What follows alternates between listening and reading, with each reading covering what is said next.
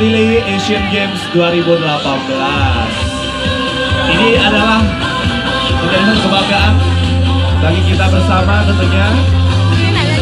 Ibu-ibu jangan naik semua ya, nanti roboh panggungnya. Ayo ingat, ini bukan puasa. Oke. Ini kalian juga bisa saksikan ya semuanya masyarakat Palembang bahwa ada penayangan bagaimana kesiapan dari Polda Sumatera Selatan dengan sensasi terkait dalam penyelenggaraan Asian Games 2018 yang kita harapkan nanti akan bisa berjalan dengan lancar, dengan sukses, dan yang pasti kita sebagai masyarakat Palembang akan tentunya sangat antusias dan mendukung dalam penyelenggaraan Asian Games di Kota Palembang yang akan membawa Trans Relay menuju ke Kabupaten Banyuasin.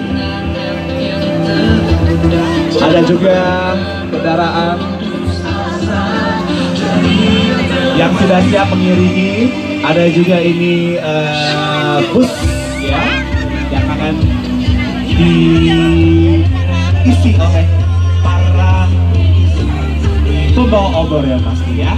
Oke. Hati-hati ibu-ibu, awas ada kendaraan lewat, jadi jangan sampai nanti kena ya, kena serempet.